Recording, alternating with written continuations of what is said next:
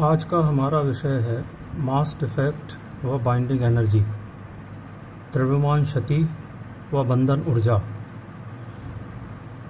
हम जानते हैं कि एक नाभिक का जो मास है, द्रव्यमान, वो उसके जो न्यूक्लियनों के द्रव्यमानों के योग से हमेशा कम होता है। यहाँ हम एक उदाहरण लेते हैं कि हीलियम का नाभिक का उदाहरण लेते हैं। हीलियम के नाभिक में 2 प्रोटॉन होते हैं और 2 न्यूट्रॉन होते हैं। तो 2 प्रोटॉन और 2 न्यूट्रॉन का मास ये 4.03298 AMU होता है।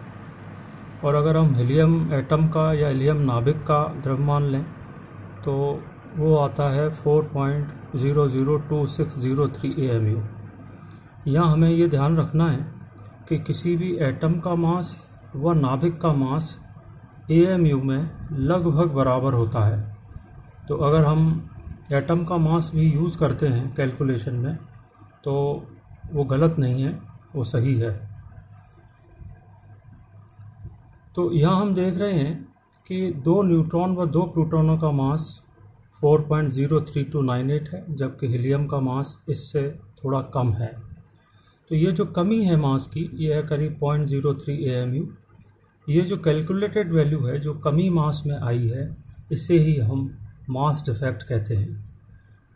ये मास डिफेक्ट निकालने के लिए ये फार्मूला हम यूज़ कर सकते हैं, डेल्टा M ZA। ZA का मतलब है मास डिफेक्ट उस न्यूक्लियस का जिसका एटॉमिक नंबर Z है और मास नंबर A है। तो उस नाभिक में जितने प्रोटॉन्स हैं, प्रोटॉन की संख्या Z, और हम एक प्रोटॉन के मास से उसको मल्टीप्लाई कर देंगे।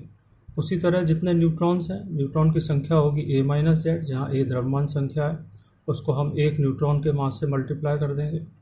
ये कुल सभी न्यूक्लियनों का मास हमें बताएगा और सभी न्यूक्लियनों के मास में से हम उस न्यूक्लियस का मास सब्ट्रैक्ट कर देंगे जिसका हम मास डिफेक्ट निकाल रहे हैं, या जिसकी द्रव्यमान संख्या A है और प्रोटॉन संख्या Z है। ये जो मास डिफेक्ट है, इसी को अगर हम एनर्जी में कन्वर्ट करते हैं तो ये कहलाती है binding energy. According to Einstein mass energy relationship, this difference of mass और loss of mass is equivalent to the energy required for the formation of nucleus. It is called binding energy of the nucleus. इसको हम इस तरह भी समझ सकते हैं कि यदि हीलियम के नाभिक का फॉर्मेशन होना है तो 2 प्रोटॉन और 2 न्यूट्रॉन दूर से आकर एक जगह पर मिलेंगे, तो वो जो दूर से लाने में जो ऊर्जा खर्च होगी वही ऊर्जा बाइंडिंग एनर्जी कहलाती है। तो इस तरह हीलियम नाभिक को बनाने में 4 न्यूक्लियनों को एक जगह नाभिक के अंदर जोड़ने में या इकट्ठा करने में जो ऊर्जा खर्च होती है वही बाइंडिंग एनर्जी कहलाती है। दूसरे शब्दों में हम ये भी कह सकते हैं, it is also equal to the energy required to separate the nucleons from its parent nucleus. दूसरे शब्दों में, यदि नाभिक के जो न्यूक्लियॉन्स हैं उनको हम अलग अलग करना चाहें या उस नाभिक को तोड़ना चाहें उसके कंस्टिट्यूएंट न्यूक्लियनों में, तो उसके लिए जो आवश्यक ऊर्जा है वो बाइंडिंग एनर्जी कहलाती है।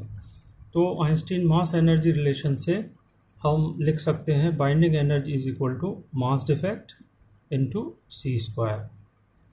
और मास डिफेक्ट की वैल्यू अगर हम पुट कर देंगे तो ये रिलेशन हमें मिलेगा। बाइंडिंग एनर्जी अगर MEV में हम निकालना चाहते हैं तो मास डिफेक्ट AMU में और उसको हम 931 से मल्टीप्लाई कर दें तो बाइंडिंग एनर्जी हमको डायरेक्टली MEV में मिल जाती है इंस्टेड ऑफ इन जूल। जितने भी नाभिक हैं जो नेचर में पाए जाते हैं उन सभी की बाइंडिंग एनर्जी पर न्यूक्लियन, यदि मैं कैलकुलेट करता हूँ, बाइंडिंग एनर्जी पर न्यूक्लियन का मतलब है कि जो टोटल बाइंडिंग एनर्जी है किसी नाभिक की, उसको मैं द्रव्यमान संख्या से अगर भाग दे देता हूँ तो मुझे मिलेगी बाइंडिंग एनर्जी पर न्यूक्लियन। तो ये जो बाइंडिंग एनर्जी पर न्यूक्लियन है MEV में, उसको मैं मास नंबर A के साथ अगर ग्राफ बनाता हूँ जितने भी नाविक नेचर में पाए जाते हैं उन सभी नाविकों के लिए यदि मैं ये ग्राफ बनाता हूँ तो वो इस तरह का ग्राफ आता है। इस ग्राफ को हम देखें तो पाएंगे कुछ ऑब्जर्वेशंस हैं हमारी कि एक तो ये मास नंबर 50 से नीचे, या हम कह सकते हैं करीब 30 से नीचे कुछ पीक, शार्प पीक्स हमको दिखाई दे रही हैं। ये पीक्स हमको दिखाई देती हैं जहाँ द्रव्यमान संख्या 4 की मल्टीपल होती है। 4 की मल्टीपल जैसे 4, 8, 12, 16 और 20। ऐसा इसलिए होता है कि जब नाविक में न्यूक्लियॉन 4 के मल्टीपल में होते हैं, 4 के मल्टीपल का मतलब हुआ 2 प्रोटॉन और 2 न्यूट्रॉन, ये एक ग्रुप बना लेंगे। और इसी तरह आगे भी 2 प्रोटॉन 2 न्यूट्रॉन पेयर के रूप में रहते हैं, तो 2 प्रोटॉन और 2 न्यूट्रॉन मिलकर एक ग्रुप बना लेते हैं, तो ये एक मजबूत ग्रुप बन जाता है। और इसलिए इसको तोड़ने के लिए या इसमें से किसी भी एक न्यूक्लियॉन को बाहर निकालने के लिए काफ़ी अधिक ऊर्जा की आवश्यकता होती है। तो जब भी नाभिक में न्यूक्लियॉन 4 के मल्टीपल में होंगे, ग्रुप में होंगे, तो उनकी बाइंडिंग एनर्जी एक्सेसिवली उनके नेबरिंग नाभिकों से, न्यूक्लियार्ड से ज़्यादा होगी। वही यहाँ पीक के रूप में हमें दिखाई दे रहा है। लेकिन उसके बाद ये चीज़ हम ऑब्ज़र्व नहीं करते हैं। जो मैक्सिमम वैल्यू है बाइंडिंग एनर्जी पर न्यूक्लियॉन की, वो है 8.7 MeV, which is corresponding to about 50, mass number 50। और ये धीरे धीरे कम हुई है और करीब 250 के पास जाके ये हो जाती है 7.6 MeV।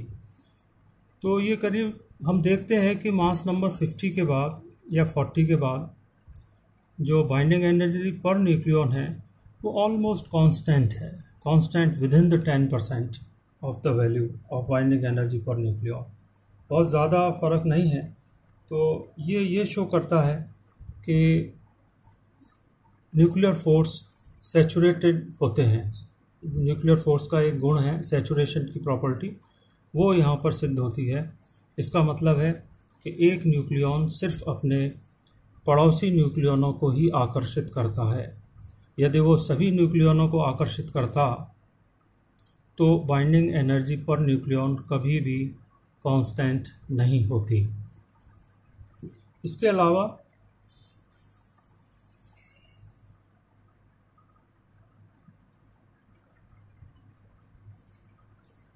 positive values of binding energy per nucleon for all values of A shows the stability of the nucleus। जो बाइंडिंग एनर्जी पर न्यूक्लियॉन की पॉजिटिव वैल्यू है ये हमें बताती है कि न्यूक्लियस हमेशा एक स्टेबल सिस्टम होता है। इसको ब्रेक करने के लिए हमेशा कुछ एनर्जी की ज़रूरत होती है। Binding energy very in an erratic manner from nucleus to nucleus for the very light nuclides, जो हमने अभी पीछे बात की थी। 4 के मल्टीपल में जब मास नंबर होता है, जैसे helium 4, beryllium 8, carbon 12, O16, neon 20 में Mg24। This reflects the peculiar stability of alpha particle structure. This great stability is mainly a consequence of the pairing of the 2 protons and 2 neutrons with opposite spins.